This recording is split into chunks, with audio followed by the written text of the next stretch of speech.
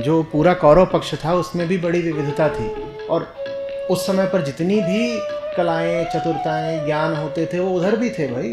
एक शय थी जो इधर थी उधर नहीं थी। क्या? उन्हें कृष्ण से कोई लेना देना नहीं। कृष्ण आज भी हैं, गीता तो है, गीता के प्रति जिज्ञासा होनी चाहिए। वहाँ सारा खेल समझने का है, वहाँ कर्मकांड के लिए कोई स्थान नहीं है। वहाँ पर ग्रंथ से उलझना पड़ता है, एक एक शब्द को भेदना पड़ता है, बात के मूल में जाना पड़ता है। अगर आप ये सब कुछ कर रहे हैं तो आप कृष्ण के साथ हैं। पटियाला पंजाब से जतेंद्र जोशु का प्रश्न है। लिख रहे हैं, आचार्य जी सत श्री अकाल। बाइबल का यह बोध वाक्य कहता है कि ध्यान रखो कि तुम इन छोटों में से किसी को तुच्छ दृष्टि से न देखो, और सूफी ग्रंथों का वचन यह है कि बुराई से नफरत करो, बुरे से नहीं। कह रहे हैं कि इन वचनों को मैं पूरे दिल से सदैव अपनाना चाहता हूँ, लेकिन ज्यों ही इन वाक्यों को जीवन में परखने का समय आता है तो थोड़ी सफलता बाद ही पाता हूँ कि फिर बुरे से नफरत शुरू हो जाती है, तादात्म्य हो जाता है, और फिर जब पाता हूँ कि फिर मात हो गई है, माफ़ी मांगता हूँ, तौबा करता हूँ, लेकिन फिर तादाद में बैठा लेता हूँ।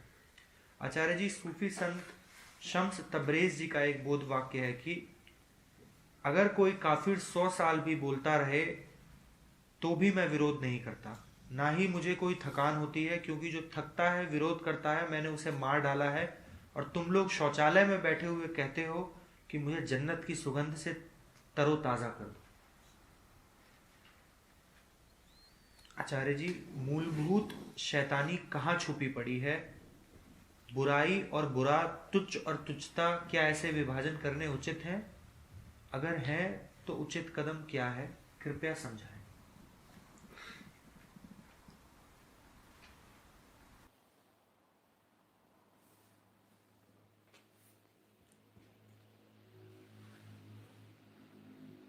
जितेंद्र, बाहर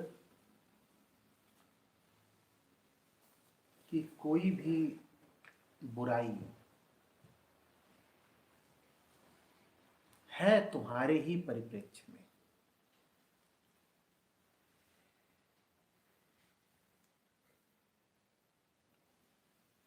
अभी आजकल में इंडोनेशिया में सुनामी आई, सैकड़ों लोग उसमें मारे गए।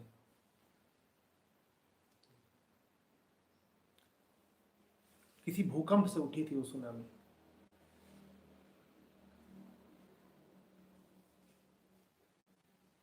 लोग उसमें खेत रहे।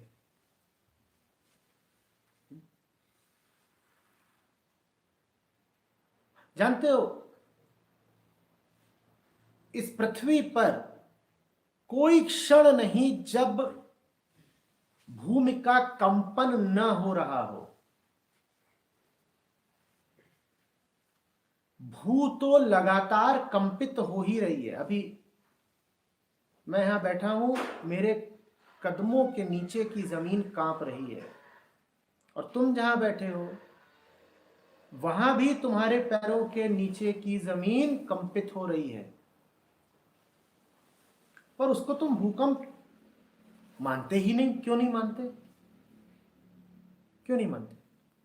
खतरा नहीं है उसका, तीव्रता तीव्रता तीव्रता नहीं है। और आपने क्या कहा? उससे कुछ खतरा नहीं, उससे कुछ खतरा नहीं। तो तुम ये भी नहीं कहते कि भूकंप बहुत मंद है, तुम कहते हो भूकंप है ही नहीं।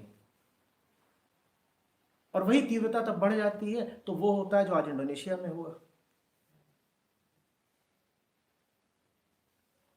और किसी तरीके से अगर मनुष्य में और मनुष्य की इमारतों में ये ताकत होती कि रिक्टर स्केल पर 8 का भूकंप भी वो झेल जाते, तो आज इंडोनेशिया में भी जो हुआ उसको क्या वो भूकंप मानते?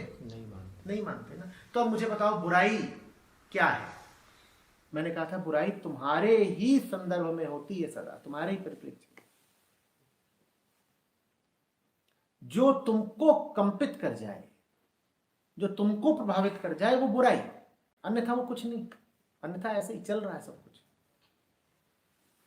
अन्यथा यूं ही है, चल रहा है। तो बुराई सिर्फ तब है जब तुम बुरे हो गए, अन्यथा कोई बुराई नहीं है। भूकंप सिर्फ तब है जब तुम कंपित हो गए, इसीलिए भूकंप शब्द ही गलत है, क्योंकि भू तो लगातार कांप रही है। कहना चाहिए जीव कंप। तुम जिसको भूकंप कहते हो उसकी असली परिभाषा है जब जीव कांपने लग जाए, तब है जीव कंप। भू तो लगातार कांप रही है। भू जब तुम्हें कपा दे तब तुम कहते हो अरे भूकंप आया, भूकंप आया, नहीं तो कोई फर्क ही नहीं पड़ता। समझ में आ रही बात? अब बताओ बुराई फिर कब है? बुराई तब है जब तुम बुरे हो, और सारी बुराई फिर है ही इसीलिए, और सारी बुराई फिर है ही इसी कारण कि तुम बुरे हो। अब समझ पाओगे कि कबीर साहब क्या बोल गए थे। क्या बोल गए थे? बुरा जो मैं चला मुझे बुरा मिला ना कोई। अब समझ में आ रही है बात? कुछ बुरा है ही नहीं। अगर मैं बुरा नहीं, मैं बुरा नहीं हूं तो क्या बुरा है?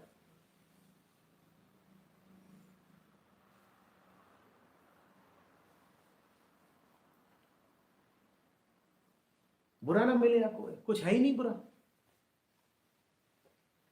चंदन विष व्यापत नहीं, लपटते रहे भुजंग।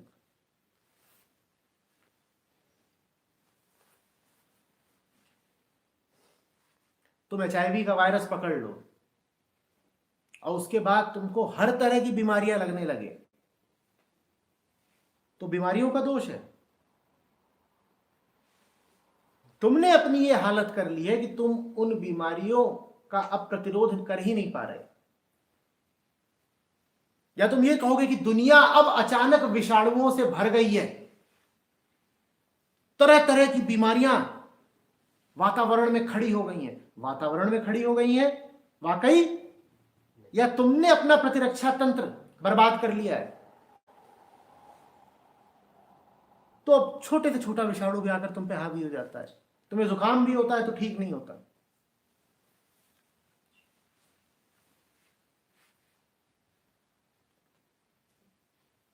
जब तक तुम अशक्त हो, जब तक तुम आरक्षित हो, वल्नरेबल, जब तक तुम आरक्षित हो, तब तक जतिंदर बहुत कुछ है जो बुरा है। वो बुरा क्यों है? क्योंकि वो तुम पर बुरा असर डाल सकता है, अन्यथा क्या बुरा? कुछ भी नहीं बुरा।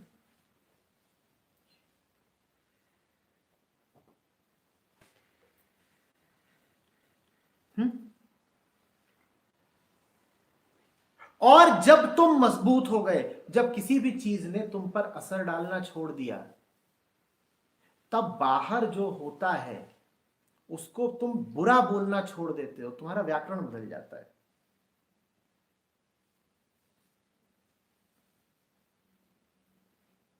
फिर तुम विरोध की भाषा में बात नहीं करते, क्योंकि अगर बुराई है तो उसके प्रति तुम्हारा नजरिया होगा विरोध का।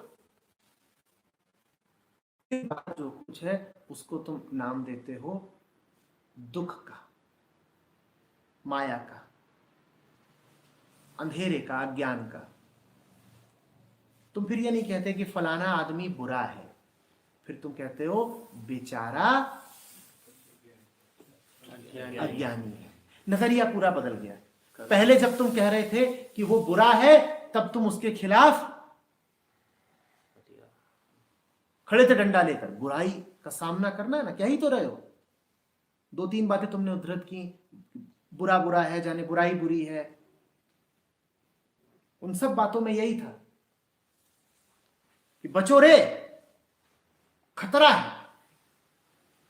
पर जब तुम्हें व्यक्तिगत रूप से किसी भी बुराई से खतरा लगना बंद हो जाता है, तब तुम्हारा रवैया विरोध का नहीं करुणा का होता है। तुम कहते हो वो दुखी है, वो बुरा नहीं है, वो दुखी है, वो बुरा नहीं है, वो भ्रमित है। और अगर वो भ्रमित है तो मुझे उसका विरोध नहीं करना, मुझे उसे रास्ता दिखाना है। अगर वो दुखी है तो मुझे उसे मार नहीं मारनी, मुझे उसे सहारा देना है। इन दोनों बातों में अंतर समझ रहे हो?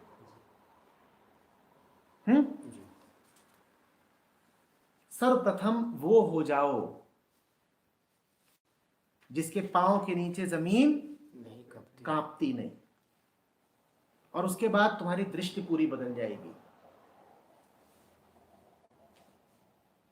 फिर किसी को दोष नहीं दोगे। और जतिंदर देखो, दोष तो दिया भी नहीं जा सकता। अधिकांश लोग अपनी परिस्थितियों का ही उत्पाद होते हैं कि नहीं?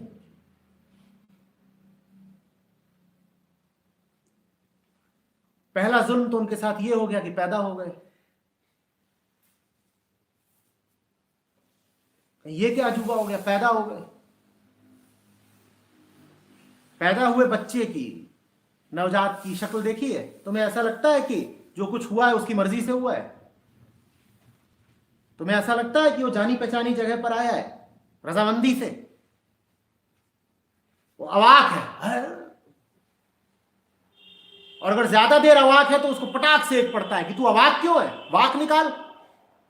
और फिर वाक निकालता है तो क्या बोलता है? हो भाग्य कि हम पधारे, ये बोलता है। गिजा पड़ता है बिल्कुल, ये कहो गो, ये कहां आ गए हम। पहला जुल्म तो ये कि पैदा हो गए, और दूसरा जुल्म ये कि जंगल में नहीं पैदा हुए, समाज में पैदा हुए, परिवार में पैदा हुए। अब अगर उन्होंने तुम्हारे मन के साथ खिलवाड़ कर दिया, तुम्हारी पहले से ही बेहोश चेतना को और नशे की आदत लगा दी, तो फिर तुम्हें हम किस हद तक कसूरवार ठहराएं, बताओ।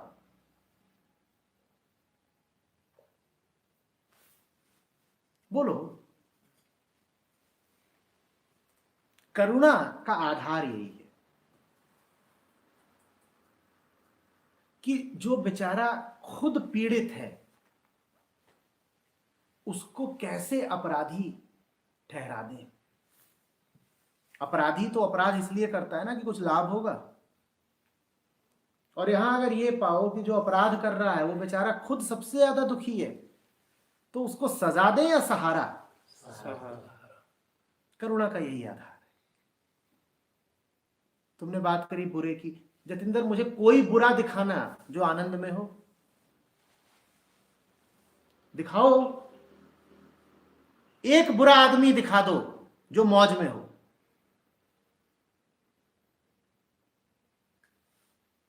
अब तुम्हारे दिल से पूछ रहा हूं, उसको सजा देनी है कि सहारा? उसने जो भी करे हैं, अपराध, अत्याचार, उसने जो भी गणित किया है, होशियारी लगाई है, उस सब के एवज में उसे क्या मिला है? और बेचैनी और दुख।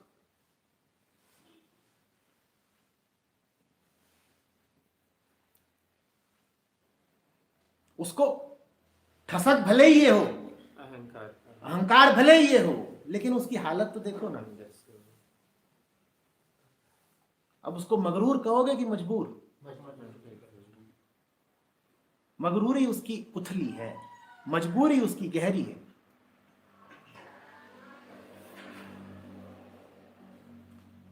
वो अभी इस काबिल भी नहीं है कि तुम उसे कह सको कि बुरा है। बुरा भी किसी रावण को बोलो तो शोभा देता है, अरे उसमें कुछ दम तो था। अधिकांश लोग तो लिजलिजे होते हैं, अधिकांश बुरे लोग तो वामन जैसे होते हैं, उनको तो बुरा बोलना भी ठीक नहीं है। बुरा बोल के क्यों तुम उनको व्यर्थ सम्मान देते हो। अंग्रेजी में एक मुहावरा चलता है, बैड बुक्स। तुम कहते हो someone is in my bad books. अधिकांश बुरे लोग इस लायक भी नहीं होते कि वो तुम्हारी बैड बुक्स में आ सकें, क्योंकि बैड बुक्स में भी आने के लिए कुछ काबिलियत तो चाहिए ना। One should be bad enough to deserve a mention in the bad book. अधिकांश लोग तो इतने बुरे भी नहीं हो सकते, वो पूरी तरह कुछ भी नहीं हो सकते। अगर वो पूरी तरह बुरे ही हो सकते तो पूरे होकर कब के अच्छे नहीं हो गए होते। तो वो ऐसे ही होते हैं, थोड़े थोड़े बुरे, थोड़े थोड़े बुरे। मौका देखा बुराई दिखा दी, और फिर दुनिया के सामने जाकर अच्छे भी बन गए। कोई बुरा देखा है जो एकदम ही बुरा हो? कोई हत्यारा देखा है जो अपने ही बच्चों का मांस खाता हो? कोई रिश्वतखोर देखा है जो अपनी बीवी से रिश्वत मांगता हो? वो दफ्तर में बुरा है घर में अच्छा बनने के लिए, दफ्तर में घूस खाता है और घर आकर के उससे गहने बनवाता है। हम तो बहुत बुरे भी नहीं हो सकते, तो क्या किसी को कहे बुरा?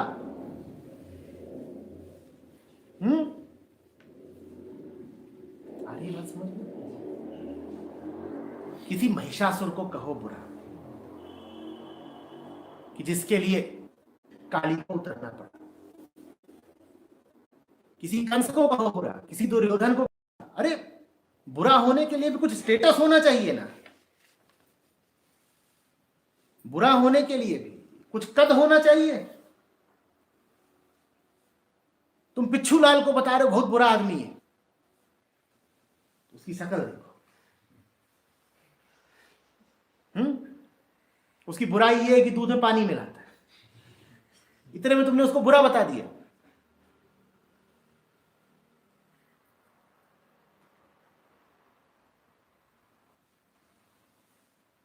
वो क्या है? मजबूर है। क्या है? देखो, मैं बुराई की वकालत नहीं कर रहा हूं, फिर प्रार्थना करता हूं, अर्थ का अनर्थ मत कर लेना कि कहो कि आचार्य जी ने कहा बुराई तो कुछ होती ही नहीं, जो बुरा करें वो सब बेचारे मजबूर हैं, तो चलो और बुराई करते हैं, कोई दाग कोई तोहमत नहीं लगेगा। और जब कोई कहने आएगा कि क्यों बुराई कर रहे हो, तो हम कहेंगे अरे हम तो मजबूर हैं। इसके लिए नहीं प्रेरित कर रहा हूं। समझ में आ रही बात?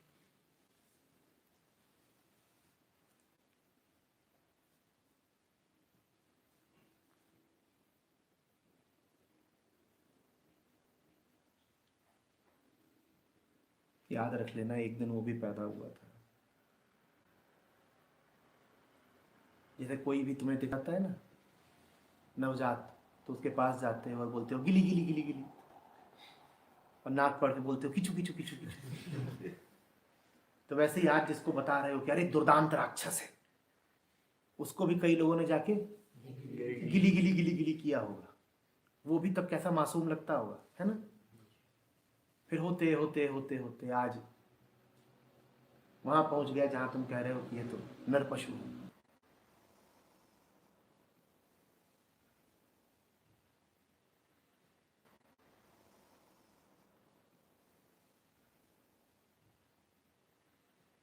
क्या करोगे बहुत आरोप इत्यादि लगा के?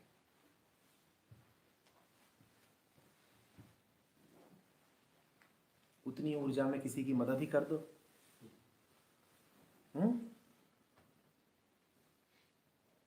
पर मैंने क्या कहा है, उसकी मदद करने से पहले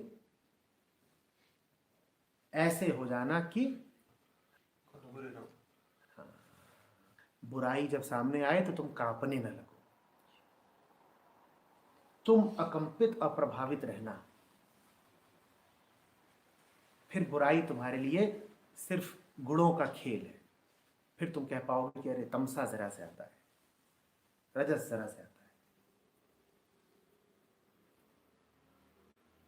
चलो कुछ अगर विधि लगा सकते हो, सहायता बता सकते हो तो करे देते हैं, और अगर कुछ नहीं कर सकते तो इसके लिए प्रार्थना करेंगे, सामने से हट जाते हैं, बस बात।